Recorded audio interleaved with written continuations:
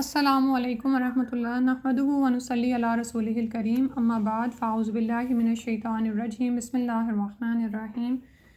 رب اشرح لی صدری ویسر لی امری واحلل عقدۃ من لسانی یفقہوا قولی۔ الحمدللہ، اللہ کا بہت احسان ہے۔ آج ہم انشاءاللہ بخاری شریف کو شروع کرتے ہیں۔ صحیح بخاری شریف، اس کو جو کتاب میں نے منتخب کی ہے وہ سارے والیومز کے ساتھ ہے، یعنی آپ کو کچھ بخاری کی کچھ ذخائر ایسے ملیں گے جس میں احادیث کو ریپیٹ نہیں کیا گیا، ٹھیک ہے؟ تو ایسی بخاری کی بک آپ کو ایک ہی جلد میں سارے باب مل جاتے ہیں، لیکن اس میں مسئلہ یعنی کہ معاملہ یہ آتا ہے کہ جو امام بخاری کی کوشش ہے اور جو انہوں نے مختلف باب باندھے ہیں وہ سارے ایک جگہ پہ نہیں ملتے ہیں، ٹھیک ہے؟ تو امام بخاری کا طریقہ یہ ہے کہ وہ ایک حدیث کو مختلف مسائل کے استنباط میں استعمال کرتے ہیں۔ مطلب یہ ہے کہ ایک حدیث سے جتنے بھی فوائد ہم اخذ کر سکتے ہیں، یعنی جتنے بھی مسائل ہمیں زندگی میں ہیں اس حدیث میں، وہ سارے وہ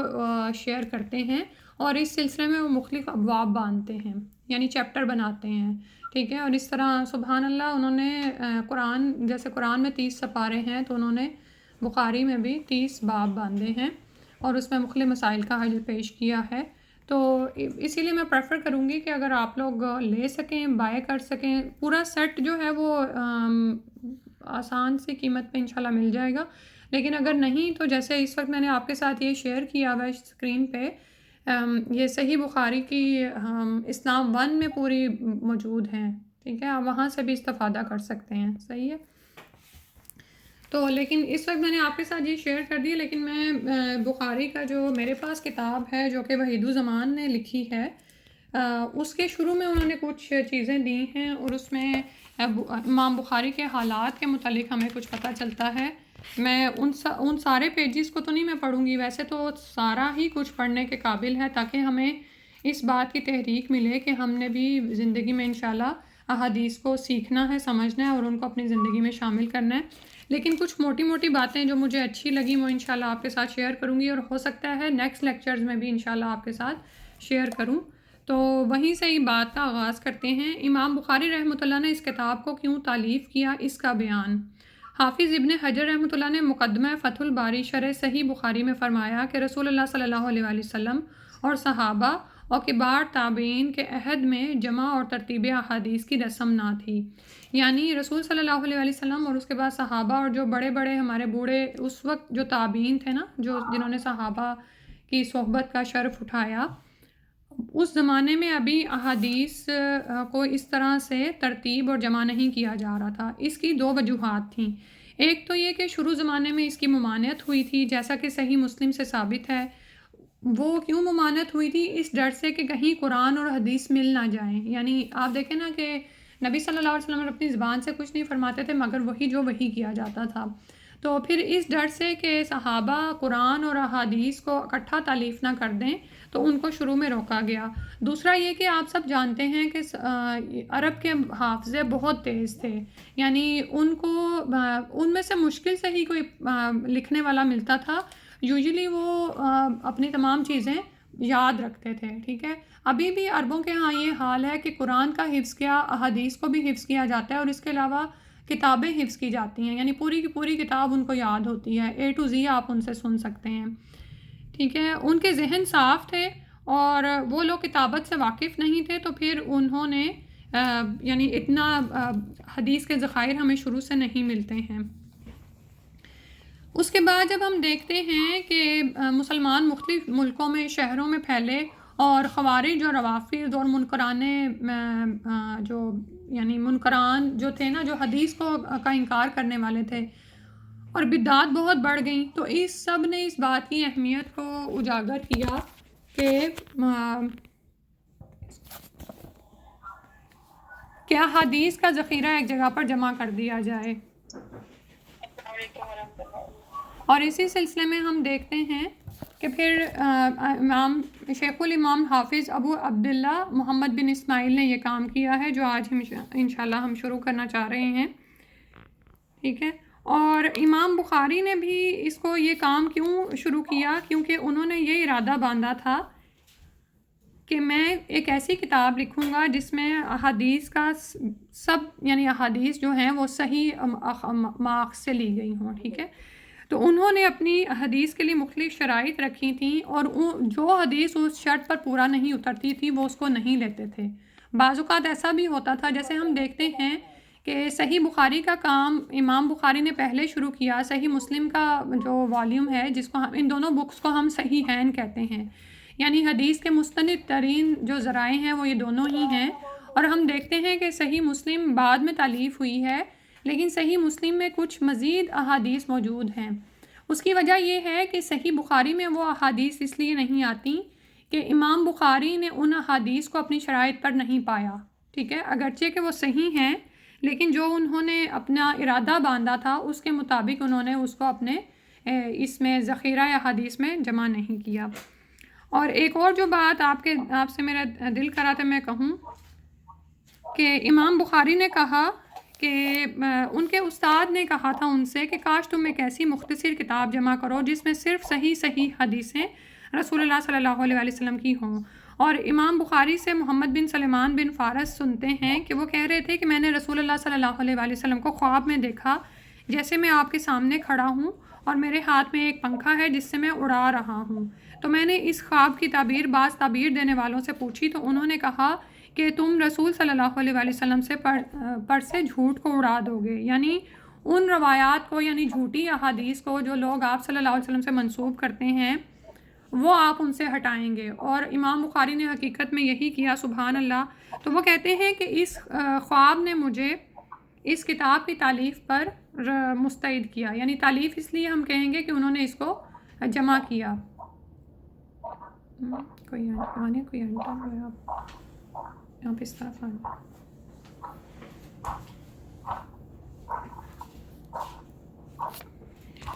اور ایک اور بات جو آپ سے شیئر کرنا چاہ رہی تھی، امام بخاری رحمۃ اللہ کہتے تھے کہ میں نے اس کتاب میں کوئی حدیث نہیں لکھی جب تک غسل نہیں کیا اور 2 رکعتیں نہیں پڑھی، سبحان اللہ۔ کیونکہ آپ یہ دیکھیں نا کہ وضو کرنے سے انسان ایک تو شیطان کے وساوس دور ہو جاتے ہیں اور دوسرے اس کو برکتیں حاصل ہوتی ہیں۔ تو ہم سوچنے کی بات ہے کہ وہ لوگ جو کہ قرآن کے بارے میں، یعنی کہ حالانکہ ہم جانتے ہیں کہ وضو کے ساتھ قرآن کو پڑھنا، اس کو اٹھانا، یہ سب کچھ افضل ہے، تو اس بات سے بھی مجھے بہت ساری موٹیویشن ملی کہ آپ یہ دیکھیں کہ انہوں نے اس کام کو باقاعدہ، یعنی ایک جیسے ہوتا ہے نا کہ ایک کمٹمنٹ کی طرح کیا کہ پہلے 2 رکعتیں پڑھتے تھے اور غسل کرتے تھے، پھر 2 رکعتیں پڑھتے تھے۔ اور ایسا بھی انسان کیوں کرتا ہے؟ تاکہ اس سے کوئی غلطی سرزد نہ ہو جائے۔ اور امام بخاری سے ایک یہاں پہ راوی نقل کرتے ہیں، وہ کہتے تھے کہ میں نے اس کتاب کو 6 لاکھ احادیث سے چھانٹا ہے، یعنی 6 لاکھ احادیث تھیں جس میں سے انہوں نے ان احادیث کو منتخب کیا جو اس وقت ہمارے سامنے ہیں۔ اور اسماعیلی نے امام بخاری سے روایت کیا، وہ کہتے تھے کہ میں نے اس کتاب میں وہی حدیث لکھی جو صحیح ہے اور اکثر صحیح حدیث کو چھوڑ بھی دیا ہے، ٹھیک ہے، کیونکہ اگر وہ ہر طرح کی صحیح حدیث کو لے آتے تو بخاری اس سے بھی موٹی ہو جاتی جتنی اس وقت ہے، یعنی اس سے بھی بڑی وہ کتاب بن جاتی۔ اور محمد بن اسماعیل بخاری کو خواب میں دیکھا ایک راوی نے، تو وہ کہتے ہیں کہ وہ جناب رسول اللہ صلی اللہ علیہ وسلم کے پیچھے چل رہے ہیں اور جہاں آپ صلی اللہ علیہ وسلم پاؤں رکھتے ہیں اسی جگہ بخاری بھی پاؤں رکھتے ہیں، ٹھیک ہے۔ تو یہ ساری باتیں آپ سے ذکر کرنے کا مقصد یہ ہے کہ بعض اوقات احادیث کے ذخیرے کا ہم انکار کر دیتے ہیں، یا تو ہم اس کو لیتے نہیں ہیں، یا پھر شکوک و شبہات میں پڑ جاتے ہیں اور کہتے ہیں کہ پتہ نہیں یہ صحیح ہے یا نہیں، ٹھیک ہے۔ اور جیسے ابھی میں نے شروع میں ہی بتایا کہ شروع زمانے میں، یعنی نبی صلی اللہ علیہ وسلم کے زمانے سے احادیث کو یعنی مدون نہیں کیا گیا یا جمع نہیں کیا گیا، اس کی کچھ اور وجوہات تھیں، لیکن بہت سے لوگ حدیث کا انکار کیوں کرتے ہیں کہ چونکہ نبی صلی اللہ علیہ وسلم کے زمانے میں اس کو جمع نہیں کیا گیا تو ہمیں نہیں پتہ کہ بعد میں کسی نے اس میں جھوٹ سچ نہ ملا دیا ہو۔ دیکھیں، جس چیز کے بارے میں اگر آپ کو شک ہو جائے تو کیا ہم اس شک کو دور نہیں کر سکتے؟ جیسے اب آپ سائنس پڑھتے ہیں تو آپ کو سائنس بتاتی ہے، اگر آپ کو شک پڑ گیا کسی پانی میں کوئی چیز کی ملاوٹ ہے تو آپ کیا کریں گے؟ اس کو آپ مختلف طریقوں سے اس پہ ریسرچ کر سکتے ہیں۔ اسی طرح سے احادیث کے اتنے بڑے ذخیرے کا کوئی کیسے انکار کر سکتا ہے جبکہ اس سلسلے میں اتنی محنت کی گئی ہے، ٹھیک ہے۔ تو انشاءاللہ اللہ تعالیٰ سے دعا ہے کہ ہم اس کتاب کو کھلے دل سے لیں، کیونکہ جیسے قرآن کے لیے آتا ہے نا کہ ہدی للمتقین، کہ ہدایت کی کتاب تو ہے، اور شروع میں ہی آتا ہے کہ لا ریب فیہ، اس میں کوئی شک نہیں، اور یہ ہدایت ہے ان لوگوں کے لیے جو تقوی اختیار کرتے ہیں۔ تو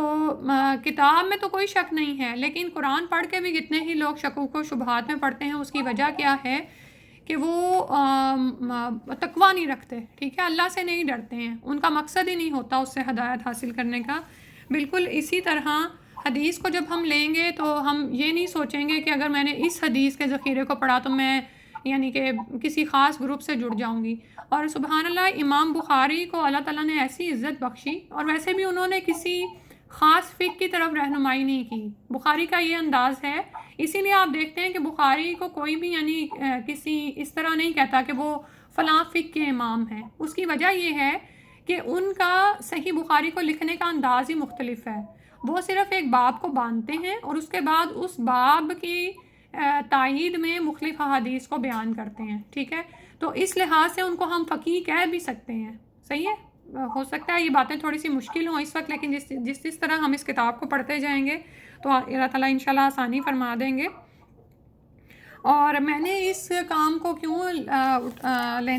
کرنے کا ذمہ اٹھایا، یعنی اس کام کے کرنے سے پہلے تھوڑا سا آپ کو یہ بھی بتا دوں، ہو سکتا ہے یہ شک بھی آپ کے ذہن میں آئے۔ عموماً لوگوں کا یہ خیال ہوتا ہے کہ جب تک آپ ایک بہت بڑی عالمہ نہیں بن جائیں گی تو آپ کیسے بخاری پڑھا سکتی ہیں، یہ کسی نے مجھے کمنٹ کیا تھا۔ تو میں اس وقت خیر بخاری پڑھا بھی نہیں تھی رہی، ریاض الصالحین شروع کی تب، لیکن اس کے بعد میں نے سوچا کہ حدیث کے اتنے بڑے ذخیرے کو جس سے ہم محروم ہیں، اور یہ خزانہ ہے جو ہماری زندگیوں کو بدل سکتا ہے، ہم لوگوں کی باتوں میں آ کر کیوں اس کو چھوڑ دیں، ٹھیک ہے۔ تو الحمدللہ اللہ تعالیٰ نے یہ احسان کیا کہ آج ہم اس کو شروع کرتے ہیں، اور ہم کسی بھی خاص فقہ پر یا گروہی اختلاف پر بات نہیں کریں گے۔ جو اللہ کے رسول نے فرمایا ہے اس کو ہم سنیں گے اور اس پر ہم کوشش کریں گے کہ عمل کریں، ٹھیک ہے انشاءاللہ۔ یہی ہمارا قرآن میں بھی انداز تھا۔ آپ میں سے جو لوگ قرآن میرے ساتھ کر رہے ہیں اس میں بھی ہم یہی کرتے ہیں کہ قرآن کی بات کو سب سے اوپر رکھیں، اس کو سنیں، اس کے مطابق اپنی زندگیوں کو سنوارنے کی کوشش کریں۔ اور دوسری بات یہ کہ اس ذخیرہ احادیث کو لوگوں میں لانے کا مقصد کیا ہے کہ اس نے میری زندگی کو بدلا۔ جو لطف اور جو سرور میں نے بخاری پڑھ کے اور اس کو سیکھ کے حاصل کیا، تو دل ہے کہ آپ بھی اس کو حاصل کریں، یعنی ہم اس دنیا سے محروم نہ چلے جائیں کہ ہماری زندگیاں ایسے ہی پریشانیوں میں گزرتی رہیں۔ اور آپ دیکھیں گے کہ جوں آپ قرآن سیکھتے ہیں اس کے ساتھ ساتھ بخاری یعنی حدیث سیکھتے ہیں تو اللہ کے رسول صلی اللہ علیہ وسلم سے آپ جڑتے چلے جاتے ہیں، اور ایک محبت اور ایمان کی جو تازگی اور فرحت ہے اور ایک نشاط ہے، جو حلاوت ایمان ہے نا، ایمان کی مٹھاس، جیسے آپ کوئی چیز کھاتے ہیں زبان پر رکھتے ہیں تو آپ کہتے ہیں مزہ آ گیا، بالکل اسی طرح سے جب آپ قرآن و حدیث کو اس طرح لیتے ہیں تو آپ حقیقتاً کہہ اٹھیں گے کہ دل جھوم اٹھا، یعنی کہ مجھے مزہ آ گیا اور مجھے میرے مسائل کا حل مل گیا انشاءاللہ۔ تو آج انشاءاللہ اس میں اور بھی بہت ساری باتیں ہیں کہ بخاری ہی کو صحیحین کی کتاب کیوں کہا جاتا ہے، وہ انشاءاللہ ہم دل کیا تو پھر تھوڑا سا اور بھی پڑھا کریں گے۔ اور اگر آپ سے ہو سکے تو آپ بھی گوگل پر سرچ کریں، کیونکہ دیکھیں جس طرح ہم میں سے ہم ساری خواتین ہیں نا، ہم اگر کسی ہنڈیا کو سنوارنا سجانا چاہتے ہیں تو ہم کیا کرتے ہیں کہ ہم گوگل پر سرچ کرتے ہیں، ٹھیک ہے، نئی نئی ریسیپیز تلاش کرتے ہیں۔ تو اگر ہم میں سے کسی کو شوق ہو کہ امام بخاری کے بارے میں مزید پڑھیں تو آج آپ گوگل پر سرچ کریں گے، آپ کو انگلش اردو ہر طرح کی طرز میں مل جائے گا انشاءاللہ۔ سب سے پہلے امام بخاری نے جو باب باندھا ہے وہ کتاب ہے وحی کا باب ہے، اور انہوں نے جیسے میں نے آپ کو بتایا کہ کتاب یعنی چیپٹرز کے نام سے انہوں نے اس کو شروع کیا ہے۔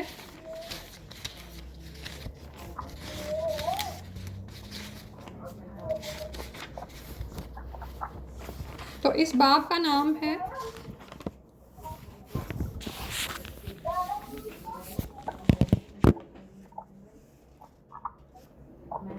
کیفَ کان بدء الوحی، کہ نبی صلی اللہ علیہ وسلم پر وحی کا آغاز کیسے ہوا، ٹھیک ہے۔ تو انشاءاللہ اس میں جو پہلی حدیث ہے وہ آپ کے سامنے آ بھی رہی ہے۔ شروع کرتے ہیں کتاب کو۔ بسم اللہ الرحمن الرحیم۔ قال الشیخ الامام الحافظ ابو عبداللہ محمد ابن اسماعیل ابن ابراہیم ابن المغیرۃ البخاری رحمہ اللہ تعالی، آمین۔ بسم اللہ الرحمن الرحیم۔ کہا شیخ امام حافظ ابو عبداللہ محمد بن اسماعیل بن ابراہیم ابن مغیرہ نے، جو بخارا کے رہنے والے ہیں، اللہ تعالیٰ ان پر رحم کرے، آمین۔ شروع اللہ کے نام سے جو بہت مہربان ہے، رحم والے ہے۔ امام بخاری نے حمد و نعت نہیں لکھی کیونکہ زبان سے حمد و نعت کہہ لینا کافی ہے، لکھنا ضروری نہیں، اور اگلے محدثوں کی پیروی میں انہوں نے اپنی کتاب کو بسم اللہ لکھ کر ہی شروع کیا ہے۔ تو پہلا چیپٹر جو انہوں نے باندھا ہے وہ بابٌ کیف کان بدء الوحی الی رسول اللہ صلی اللہ علیہ وسلم وقول اللہ جل ذکرہ انا اوحینا الیک کما اوحینا الی نوح والنبیین من بعدہ۔ حضرت صلی اللہ علیہ وسلم پر وحی آنی کیسے شروع ہوئی، اور اللہ نے یہ جو فرمایا کہ ہم نے اے پیغمبر صلی اللہ علیہ وسلم تجھ پر اس طرح وحی بھیجی جیسے نوح علیہ السلام اور اس کے بعد دوسرے پیغمبروں پر بھیجی، اس کی تفسیر۔ وحی کا ذکر پہلے اس لیے کیا کہ سارے ارکان ایمان کا ثبوت اس پر موقوف ہے۔ جب یہ ثابت ہو جائے کہ حضرت صلی اللہ علیہ وسلم نبی برحق تھے اور اللہ کی طرف سے آپ صلی اللہ علیہ وسلم پر وحی آتی تھی، تو پھر آپ اس کتاب کی احادیث سے بہترین استفادہ کر سکیں گے۔ وحی کا ایک معنی الہام بھی ہے جو اولیاء اللہ کو بھی ہوتا ہے، ٹھیک ہے، یعنی وحی کی ایک صورت کیا ہے، الہام ہے جو اللہ کے دوستوں کو ہوتی ہے۔ اس لیے قرآن کی یہ آیت کہ انا اوحینا الیک، اس میں اس طرح بھی اشارہ ہے، اور وحی جو خاص وحی ہے جو پیغمبروں پر کی جاتی تھی وہ یہاں پر مراد ہے۔ پہلی حدیث پڑھتے ہیں۔ حدیث نمبر 1 ہے، حدثنا الحمیدی عبداللہ ابن الزبیری قال حدثنا سفیان قال حدثنا یحییٰ ابن سعید الانصاری قال اخبرنی محمد ابن ابراہیم التیمی انہ سمع علقمۃ ابن وقاص اللیثی یقول۔ اور اب اس میں روایتیں ہو سکتے ہیں آپ کو تھوڑا سا پریشان کریں کہ اتنے سارے نام ہمیں سننے پڑ رہے ہیں اور پھر ہم اردو میں بھی انہیں سنیں گے، لیکن یہ دیکھیں کہ یہ ان لوگوں کی محنت ہے۔ آپ کو پتہ ہے کہ ایک ایک حدیث کو چھانٹنے کے لیے کتنے ہی آدمیوں کی زندگیوں کو اسٹڈی کیا گیا اور اس کو ایک پورے علم کا نام دیا گیا ہے، یعنی اسماء الرجال۔ اور نبی صلی اللہ علیہ وسلم کی سیرت کو محفوظ کرنے کے لیے بھی کم و بیش 500 افراد کی سیرت کو محفوظ کر دیا گیا۔ تو ہم اتنا بھی نہ کریں کہ ہم ان کے نام ہی سن لیں تاکہ ہمیں بھی کچھ کرنے کا انشاءاللہ موٹیویشن ملے۔ تو ہم سے بیان کیا حمیدی نے۔ اب ہم یہاں پر کون ہیں، جیسے ایک دفعہ میں نے اوپر پڑھ دیا نا کہ قال الشیخ الامام الحافظ ابو عبداللہ، تو ہم اسی سے اب سنیں گے، ٹھیک ہے۔ ہم سے بیان کیا حمیدی نے، ہم سے بیان کیا سفیان نے، ہم سے بیان کیا یحییٰ بن سعید انصاری نے، کہا مجھ کو خبر دی محمد بن ابراہیم تیمی نے، انہوں نے سنا علقمہ بن وقاص لیثی سے، وہ کہتے تھے سمیت عمر ابن خطابی رضی اللہ عنہ علی المنبر قال سمیت رسول اللہ صلی اللہ علیہ وسلم یقول انما الاعمال بالنیات وانما لکل امرئ ما نوی فمن كانت ہجرتہ الی دنیا یصیبها او الی امرأۃ ینکحها فہجرتہ الی ما ہاجر الیہ۔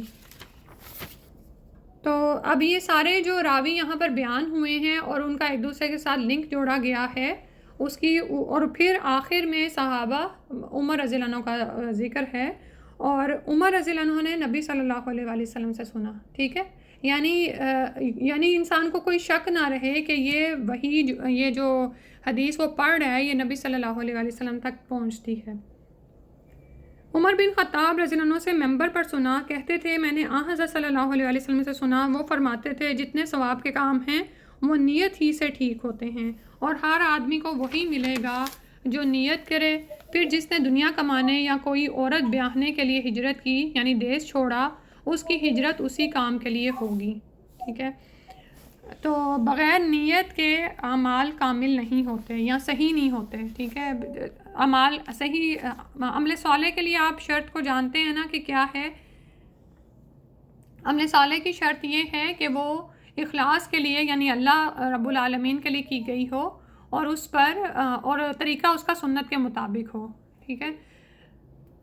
اور یہاں پر بات یہ ہے کہ وحی کے باب میں امام بخاری نے پہلے نیت کے باب کی حدیث کیوں بیان کی ہے، تو اس کی وجہ یہ ہے کہ احادیث کی ساری کتابوں کا آغاز آپ دیکھتے ہیں کہ نیت کے باب سے ہی ہوتا ہے، ٹھیک ہے۔ اور اس کی ایک وجہ یہ بھی ہو سکتی ہے کہ وہ برکت کے لیے لائے ہیں، یا اس لیے کہ اس کتاب کے بنانے اور اس محنت کو اٹھانے سے ان کو مطلوب تھا وہ صرف اور صرف اللہ اور اس کے رسول صلی اللہ علیہ وسلم کی رضامندی تھی، ٹھیک ہے۔ آپ یہ دیکھیں کہ آج وہ ہم میں نہیں موجود ہیں، لیکن ان کا صدقہ جاریہ ان کے جانے کے بعد سے مسلسل جاری ہے، ٹھیک ہے۔ تو وہ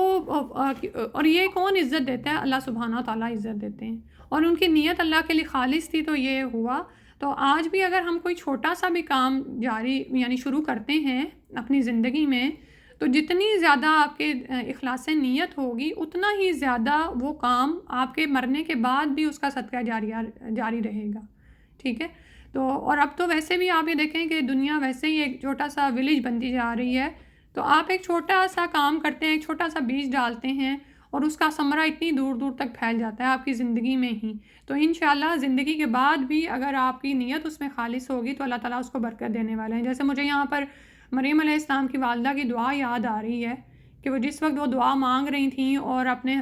پیٹ کے بچے کو اللہ کی راہ میں نظر کر رہی تھیں، تو کسی کے علم میں نہیں تھا اس نیت کا کہ یہ کیا نیت کر رہی ہیں، لیکن اللہ کو وہ نیت پتہ تھی، اور وہ کتاب جو قیامت تک باقی رہ جانے والی تھی اس کتاب میں ان کی ماں کا ذکر آ گیا، مریم علیہ السلام کی، سبحان اللہ، ٹھیک ہے؟ تو آپ کوئی بھی کام جو کرتے ہیں چاہے وہ لوگوں کی نظروں میں نہیں بھی آتا، لیکن اللہ سبحانہ تعالیٰ اس کو خوب جانتے ہیں۔ اور اس میں تمام اعمال، اس نیت کیا یہاں پر حدیث کیا بیان ہو رہی ہے کہ تمام اعمال کا دار و مدار نیت پر ہے، اور ہر عمل کا نتیجہ ہر انسان کو اس کی نیت کے مطابق ہی ملے گا۔ پس جس نے ہجرت کی ترک وطن کیا دولت حاصل کرنے کے لیے یا دنیا حاصل کرنے کے لیے یا کسی عورت سے شادی حاصل کرنے کے لیے، تو انہی چیزوں کے لیے ہجرت کی تھی جس کے لیے اس نے ہجرت کی۔ اسی طرح ایک صحابی ہے نا، انہیں مہاجر ام قیس کہا کرتے تھے صحابہ۔ اس کی وجہ یہ تھی کہ انہوں نے حضرت صلی اللہ علیہ وسلم کے زمانے میں اس لیے ہجرت کی تھی کہ وہ ایک عورت ام قیس سے نکاح کرنا چاہتے تھے، تو عورت نے نکاح سے انکار کیا یہاں تک کہ وہ ہجرت کر کے نہ آگے وہاں پر، تو آخر پھر ان سے جا کے انہوں نے نکاح کیا۔ یعنی اس کو بیان کرنے کا مقصد یہ ہے کہ آج ہم میں سے بھی دنیا میں بہت سے لوگ دوسرے ممالک کی طرف ہجرت کرتے ہیں، ہم میں سے بھی یہاں پر بہت سے ہجرت کر کے ہی پہنچے ہیں، لیکن یہ ڈیپینڈ کرتا ہے کہ ان کے پیچھے نیت کیا تھی، کیا وہ دنیا میں اپنے اسٹینڈرڈ آف لیونگ کو بڑھانا چاہ رہے تھے یا اس دین کو پھیلانے کے لیے انہوں نے گھروں کو چھوڑا تھا، ٹھیک ہے؟ اور پھر تھوڑی سی پریشانی بھی ہوتی ہے کیونکہ ہم میں سے ہم خواتین ہیں اور ہم مردوں کے ساتھ تو یہی معاملہ ہے کہ وہ موسٹلی ان میں سے اپنا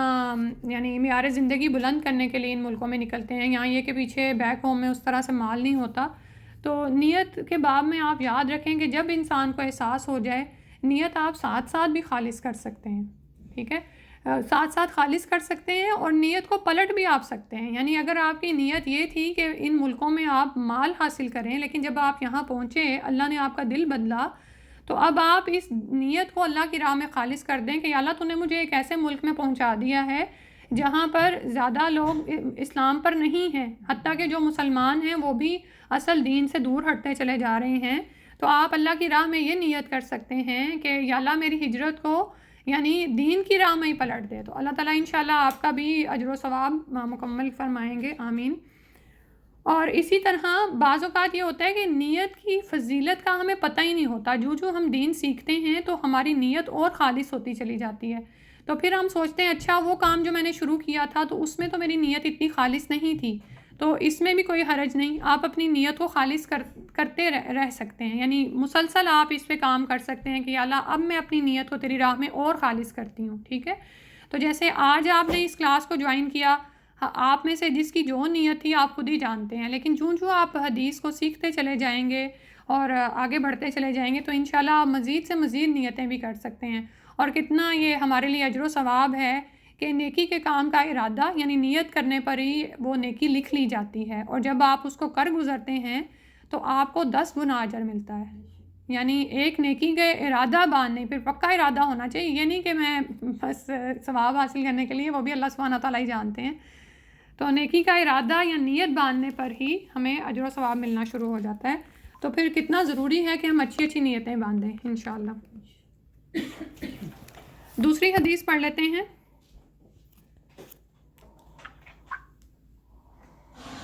حدیث نمبر 2 ہے کیفیت وحی، یعنی جیسے بھی میں نے آپ کو بتایا تھا کہ کیفا بدا الوحی، کہ یہ جو باب ہے اس بارے میں ہے کہ وحی کا آغاز کس طرح سے ہوا، تو حدیث نمبر 2 اسی سلسلے میں آئی ہے۔ حدثنا عبداللہ ابن یوسف قال اخبرنا مالک عن ہشام ابن عروۃ عن ابیہ عن عائشہ ام المؤمنین رضی اللہ عنہا ان الحارث ابن ہشام رضی اللہ عنہ سأل رسول اللہ صلی اللہ علیہ وسلم فقال، ہم سے بیان کیا عبداللہ بن یوسف نے کہا ہم کو خبر دی امام مالک نے، انہوں نے ہشام بن عروہ سے، انہوں نے اپنے باپ عروہ سے، انہوں نے ام المومنین حضرت عائشہ رضی اللہ عنہا سے، راضی ہو ان سے اللہ، کہ حارث بن ہشام نے حضرت صلی اللہ علیہ وسلم سے پوچھا۔ اچھا، اب یہاں پر جو روایت آئی ہے نا، آپ دیکھیں گے کہ اگر آپ سنتے چلے جائیں گے نا تو فائنلی آپ کو آگے پیچھے جو آتے ہیں نا وہ سب ان کے نام یاد ہونا شروع ہو جائیں گے۔ ہشام جو ہے عروہ کے بیٹے ہیں، اور عروہ نے اپنے باپ سے روایت کیا ہے، اور وہ حضرت عائشہ رضی اللہ عنہ سے روایت کرتے ہیں۔ عروہ نے اپنے باپ سے، یہ میرا خیال ہے عبداللہ ہے، تو عائشہ رضی اللہ عنہ سے انہوں نے آگے روایت کیا ہے ان الحارث ابن ہشام، اور انہوں نے روایت کیا حارث بن ہشام سے، انہوں نے حضرت صلی اللہ علیہ وسلم سے پوچھا یا رسول اللہ، اے اللہ کے رسول صلی اللہ علیہ وسلم، کیف یاتیک الوحی، کس طرح سے آپ پر وحی آتی تھی؟ فقال رسول اللہ صلی اللہ علیہ وسلم، تو رسول اللہ صلی اللہ علیہ وسلم نے فرمایا احیانا یاتینی مثل سلسلۃ الجرسی، کہ کبھی یہ مجھ پر ایسے آتی تھی جیسے گھنٹے کا جھنکار ہو، وہو اشدہ علی فیفصم عنی، اور وہ مجھ پر اتنی شدید ہوتی تھی، یعنی جب مجھ پر گزرتی، جب فرشتے کا کہا مجھ پر اتر آتا تو مجھ پر بہت شدید ہوتا تھا۔ وقد وعیت عنہ ما قال، اور میں اس سے یاد کر لیتا تھا جو وہ مجھ سے کہتے تھے، یعنی جبرائیل علیہ السلام جو کچھ آپ صلی اللہ علیہ وسلم سے فرماتے تھے وہ آپ کو یاد ہو جاتا تھا۔ وَأَحْيَانًا يَتَمَثَّلُ لِي الْمَلَكُ رَجُلًا، اور کبھی کبھار فرشتہ مرد کی صورت بن کر آتا، فَيُكَلِّمُنِي، پھر وہ مجھ سے کلام کرتا، فَعِي مَا يَقُولُ، تو پھر مجھے وہ یاد ہو جاتا یا میں اس کا کہا یاد کر لیتا۔ قالت عائشہ رضی اللہ عنہا، تو عائشہ رضی اللہ عنہا نے فرمایا وَلَقَدْ رَأَيْتُهُ يَنزِلُ عَلَيْهِ الْوَحْيُ فِي الْيَوْمِ الشَّدِيدِ الْبَرْدِ فَيَفْصِمُ عَنْهُ، کہ اب عائشہ رضی اللہ عنہ فرماتی ہیں کہ رسول صلی اللہ علیہ وسلم کی کیفیت کیا ہو جاتی تھی کہ جب آپ صلی اللہ علیہ وسلم کو شدید سردی کے دن پر وحی اترتی اور جب وہ موقوف ہوتی، وَإِنَّ جَبِينَهُ لَيَتَفَسَّدُ عَرَقًا، تو ان کی پیشانی پسینے سے تر ہو جاتی، یعنی شدید سردی کے موسم میں آپ صلی اللہ علیہ وسلم کی پیشانی سے پسینہ بہنے لگتا۔ تو وحی کی جو یہاں پر 3 صورتیں بیان کی گئی ہیں، پہلی تو یہ کہ گھنٹے کے جھنکار جیسی آواز آتی اور آپ صلی اللہ علیہ وسلم پر وحی اترنا شروع ہو جاتی اور پھر وہ آپ کو یاد ہو جاتی، ٹھیک ہے۔ اور بعض اوقات فرشتہ مرد کی صورت میں آتا اور آپ صلی اللہ علیہ وسلم سے باقاعدہ وہ کلام کرتے تھے، یوزلی وہ دہیہ بن کلبی صحابی ہیں، ان کے روپ میں آتے تھے، اور کبھی کبھار ویسے بھی آتے کسی بھی روپ میں جن سے صحابہ آشنا بھی نہیں ہوتے تھے۔ اور تیسرا یہ کہ عائشہ رضی اللہ عنہ نے بیان کیا کہ نبی صلی اللہ علیہ وسلم کی کیفیت یہ ہوتی تھی کہ پسینے سے آپ کی پیشانی تر ہو جاتی۔ اور اس کے علاوہ اس کے فوائد میں انہوں نے لکھا ہے، یعنی مزید بتایا ہے کہ وحی کی اور صورتیں بھی ہیں، جیسے خواب میں بتلانا جس کا ذکر آگے کی حدیث میں آئے گا، یا جبریل علیہ السلام اپنی اصلی صورت میں بھی نمودار ہوئے نبی صلی اللہ علیہ وسلم کے سامنے۔ اسی طرح اللہ جل جلالہ کا پردے کی آڑ سے خود بات کرنا، جیسے ہم نے معراج کے واقعے میں پڑھتے ہیں، اور گھنٹے کی سی آواز جس وحی میں ہوتی وہ آپ صلی اللہ علیہ وسلم پر بہت سخت ہوتی تھی۔ سختی سے مقصود آپ کا درجہ بڑھانا تھا اور آخرت کا ثواب۔ عبادت میں جتنی زیادہ انسان تکلیف اٹھاتا ہے اتنا ہی زیادہ وہ ثواب حاصل کرتا ہے۔ تو یہاں پہ جو ہمارے غور کرنے کی بات ہے نا، وحی کے اترنے کی کیفیت، آپ یہ دیکھیں کہ رسول نے اتنی تکلیف برداشت کی ہے، ٹھیک ہے۔ اور جیسے آج ہی میں وہی قرآن کی وہی آیات سن رہی تھی کہ اس ذمہ داری کو پہاڑوں پر اور اسی طرح آسمان و زمین پر پیش کیا گیا تو انہوں نے انکار کر دیا کہ ہم اتنی بھاری ذمہ داری نہیں اٹھا سکتے، لیکن انسان نے اس کو اٹھا لیا۔ اور وہ ذمہ داری کیا تھی کہ زمین پر اللہ تعالیٰ کے نائب کی صورت میں عمل کرنا، اللہ تعالیٰ کے احکامات کے مطابق اللہ کے دین کو اس دنیا میں نافذ کرنا، اور اس کے لیے ضرورت تھی کہ اللہ کی طرف سے وحی آتی رہے، اس کی طرف سے ہدایت اترتی رہے جو کہ اللہ تعالیٰ نے انبیاء پر اتاری، اور سب سے جو کامل ہدایت اتری جو قیامت تک کے لیے ہے اور جس کی حفاظت کا ذمہ اللہ نے خود اٹھایا، وہ رسول اللہ صلی اللہ علیہ وسلم پر بھیجی گئی۔ اور آپ صلی اللہ علیہ وسلم کے بارے میں ہم جانتے ہیں کہ وہ عظیم ترین، اکمل ترین، کامل انسان تھے، ٹھیک ہے، یعنی ان سے کسی غلطی کا ظہور نہیں تھا اور یہ سارا کچھ۔ لیکن یہ دیکھیں کہ انہوں نے اس وحی کو جب لیا ہے اور پھر اس کو پہنچانے کی جو ذمہ داری ادا کی، اور اگر ہم سیرت کا مطالعہ کریں تو واقعی رونگٹے کھڑے ہو جاتے ہیں. تو پھر ہم کیا اس قابل بھی نہیں ہیں کہ نبی صلی اللہ علیہ وسلم کی بھیجی گئی یعنی ہم پر جو احادیث پہنچی ہیں ان کو ہم صرف روزانہ صبح اٹھ کے ایک دفعہ مطالعہ ہی کر لیں؟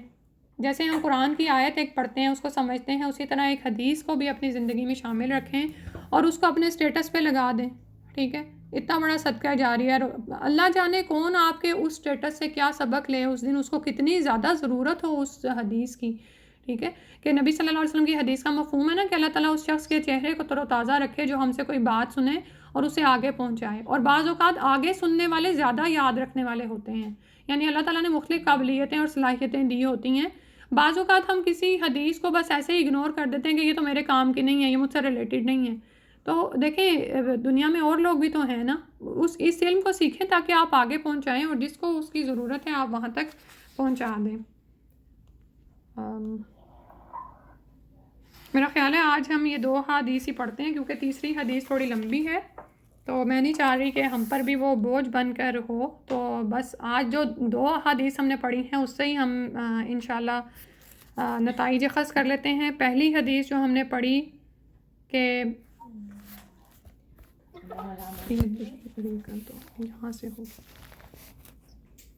پہلی حدیث جو پڑھی ہے ہم نے، ہاں جی، انما الاعمال بالنیات، کہ بے شک اعمال کا دار و مدار نیتوں پر ہے اور انسان کے لیے وہی کچھ ہے جو اس نے نیت کی ہے. اور دوسری حدیث جو ہے وہ کہ وہی کس طرح سے آتی تھی. ٹھیک ہے، سبحان اللہ. تو لیکن یہ ظاہر ہے کتاب سے فائدہ تبھی ہوگا جب آپ اس کو کھولیں گے اور پڑھیں گے. تو اگر ممکن ہو تو آپ اس کو بائی بھی کر لیں، اور اگر نہیں تو پھر ایٹ لیسٹ اپنے پاس کچھ نہ کچھ ضرور یعنی کہ سافٹ مٹیریل رکھیں کہ اس سے ہم استفادہ کر سکیں. اردو ٹرانسلیشن نہیں، بخاری کے لیے چلیں آپ، میں پھر انشاءاللہ کر دوں. آپ میں سے کوئی بات شیئر کرنا چاہتا ہے تو کر لیں انشاءاللہ. اگر آپ نے نیت کو مڈ میں رینیو کیا ہے تو پھر آپ کی لائک آدھا ثواب میں نہیں، اللہ سے ہم پورے اجر کی امید رکھتے ہیں. ہاں اس میں ایک بات یاد کروں جی، جماعت میں بات سننے میں جب بھی کبھی کوئی چیز آپ نے اپنی یعنی نیت کی کسی بھی اچھے ارادے کی نا، تو آپ نے 3 جگہ اپنی نیت چیک کرنی. ایک اس کام کے شروع کرنے سے پہلے، پھر ایک اس کے درمیان میں، ایک جب وہ مقصد کمپلیٹ ہو جاتا ہے تو اینڈ میں کہ میرا جو اخلاص تھا نیت کا وہ وہی ہے یا اس میں کوئی تکبر آ گیا ہے یا اس میں کوئی ہوتا ہے لوگ شو آف بھی آ جاتا ہے، پھر پریزنگ. اسپیشلی یہ جو آپ نے کام کے مکمل ہونے کا کہا ہے نا، کام جب مکمل ہوتا ہے نا تو تب واقعی تکبر کی طرف انسان مائل ہوتا ہے. کہ 3 جگہ پہ کلاس کا چیک کرنا ضروری ہے تاکہ آپ اپنے ٹریک سے نہ. تو پھر بات واضح ہو گئی نا کہ بعض اوقات ایسے ہوتا ہے کہ بڑی اچھی نیت سے کوئی انسان کام شروع کرتا ہے لیکن جب وہ اس کو تکمیل کر لیتا ہے تو وہ خود ہی پہ متکبر ہو جاتا ہے. ہاں، بیچ میں مگر اب لوگ کیونکہ تعریف کر رہے ہیں یا کہتے ہیں آج کل تو ویوز کا وہ چیک کر رہے ہیں لوگ، وی آر گیٹنگ ویوز. اب آپ کی نیت چینج ہو گئی کہ مجھے اتنے پاپولیرٹی مل گئی. تو اخلاص نیت کا اپنی جگہ ہے کیونکہ اخلاص اللہ تعالیٰ چیک کرتے ہیں، کوئی نہیں چیک کر سکتا. کیونکہ جب میں نے بھی یہ بات سنی تھی نا تو بڑی پریشانی ہوتی ہے، خاص طور پر جب یہ ہجرت والی حدیث آتی ہے نا کہ جس نے جس کام کے لیے، تو ہم کہتے ہیں ہم نے بھی تو ہجرت کی، اتنا ہم نے، دیکھیں ہم سب نے جو بھی یہاں پر آئے ہیں یا کہیں اور ملکوں میں بھی جاتے ہیں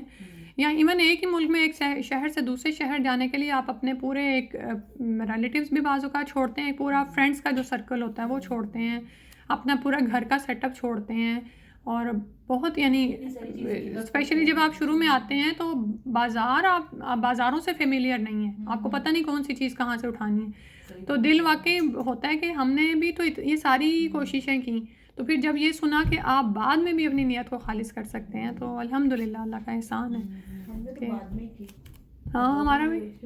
صحیح بات ہے. مجھے نہیں خیال کہ ایک لمحہ بھی یہ سوچا ہو کہ دین کو پھیلانے کے لیے نکلے ہیں. میرے دل میں یہ آیا ہوگا، اس وقت صرف دل میں یہی آیا تھا کہ حالات بہتر ہو جائیں. میں جب آ رہی تھی تو جب میں عمرے پہ گئی تھی آنے سے پہلے تو میں نے یہ دعا کی تھی خاص طور سے کہ ہم ایک مسلمان ملک سے کافی کنٹری میں جانا چاہتا تھا، ہمارے دین کی حفاظت کرنا کہ ہماری نسلوں کے دین کی، یہ ایک خاص دعا میں نے مانگی. اور مطلب اسی نیت سے عمرہ کرنے گئی تھی کہ مجھے وہاں جا کے یہ دعا کرنی ہے. تو اللہ تعالیٰ یہ تو اچھے لوگوں سے، لیکن جیسے اس میں اپنے ہی بچاؤ کی فکر ہوئے گی، لیکن یہ نہیں تھا کہ ہم ہاں اس صحیح بات ہے. میرا بھی یہی کیفیت ہے جو انہوں نے شیئر کی نا. اتنے بڑے پلان پہ نہیں تھا سوچا ہوا، یہ تھا کیونکہ میں سیکنڈ ٹائم یہاں پر آئی نا. آتا جاتا ہے بولتا ہے نا بھائی ایسا ملک ہے، نسلیں نہیں بچتی، بہت سے بعد ایک نسل بچ جائے گی، تو یہ مائنڈ میں تھا بس اللہ تعالیٰ آپ ہماری نسل کو بچا لیجیے گا، ہم ہمیں بچا لیجیے گا. لیکن ہم اوروں کے لیے بھی وہ فکر رکھیں گے، یہ نہیں تھا. یہ نہیں تھا. صحیح بات ہے. کیونکہ میں بھی پہلی دفعہ جب آئی اور ہم یہی تھا کہ 5-6 ماہ کے لیے ہیں اور بچہ ہوگا تو چلے جائیں گے، تو دماغ میں ہر وقت یہی گردش کر رہا تھا کہ اس ملک میں نہیں رہنا بچوں کے لیے بڑا نقصان دہ ہے. اور پھر واپس تو پھر جب نیکسٹ ٹائم بھی آئے تو یہی مائنڈ میں چل رہا تھا کہ بچے کے اپنے آپ کو کیسے بچانا ہے، اپنی فکر تھی بس. لیکن یہ تو جو دوسرے وہ الحمدللہ کہ اللہ نے تھوڑا بہت احساس کرا دیا. ہاں اللہ ہی کی توفیق سے ہوتا ہے. صحیح. جی کسی نے کچھ شیئر کرنا ہے آن لائن؟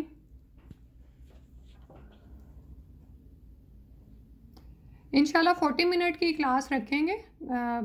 حدیث سے استفادہ کریں گے. اگر آپ نے کچھ شیئر کرنا ہو اپنی عملی زندگی سے تو آپ لوگ موسٹ ویلکم.